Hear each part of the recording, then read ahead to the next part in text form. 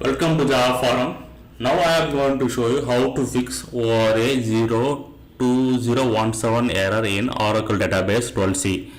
So here you can see that I am logging as a common user in SQL Plus Editor. C#Scott is a common user.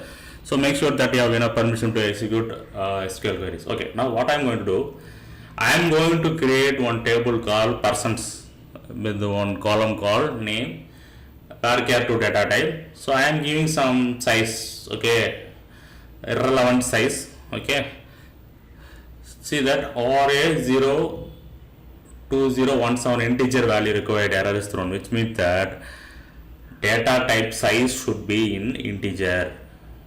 So it will not accept any decimal or floating value. Okay, so please provide the number figure correctly. Okay, it should be a integer number, that is size should be a integer number.